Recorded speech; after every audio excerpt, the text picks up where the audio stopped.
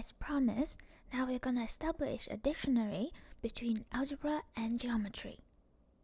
Observe that to every ideal in a polynomial ring, we can associate an algebraic set, namely the set of the common zeros of all elements in the ideal. Conversely, given an algebraic set, we could look at the ideals of all functions vanishing on the set. And that gives us an algebraic way to think about the algebraic set. For example, in the previous video about the weak Nullstellensatz, we have established that if K is algebraically closed, then this gives a bijective correspondence between points in affine space and maximal ideal of the polynomial ring. Now how about more general algebraic sets? Is there gonna be a bijective correspondence between the algebraic sets and the ideals of the polynomial rings? Well, in general, not really, because for example, the ideal generated by x squared plus 1 and the unit ideal inside the polynomial ring Rx both correspond to the empty set, because neither of these have any zeros. Thus, the correspondence in this case is not bijective. The problem here is that R is not algebraically closed.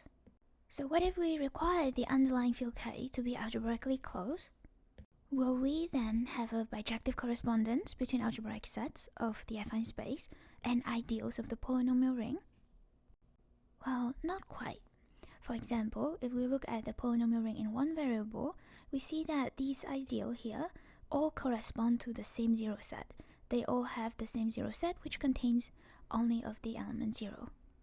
So we see that different ideals might have the same zero set, and thus we cannot recover an ideal uniquely from its zero set. However, observe that all of these ideals share the same radical. And actually, all of the ideals that have the same zero set will have the same radical. So while there is no unique ideal corresponding to this given zero set, there is a unique radical ideal corresponding to this. And we have indeed a bijective correspondence between algebraic sets in the affine space and radical ideals of the polynomial ring. As a quick reminder, recall that the radical of an ideal I in some ring R consists of all the elements f in the ring R, such that some power of f lies in I. For example, x lies inside the radical of this ideal because x to the 2 lie inside this ideal. Similarly, x lies inside the radical of this ideal because x cubed lies inside this ideal. Now, an ideal I is radical if and only if it is equal to its own radical. So, amongst this ideal here, only this ideal x is radical. And we see from this example here that this zero set corresponds to a unique radical ideal. This bijective correspondence is the content of the strong Nullstellensatz. And proving it really boils down to proving the following statement. So the statement is that if the field K is algebraically closed and I is an ideal of this polynomial ring, then the ideal of all functions vanishing on the zero set of I is just gonna be the radical of I.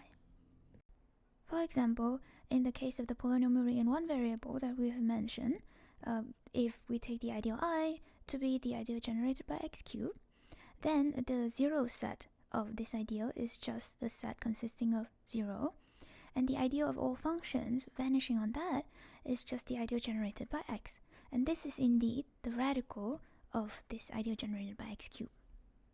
This statement itself is sometimes called the strong Nullstellensatz, and we'll prove that in the next video.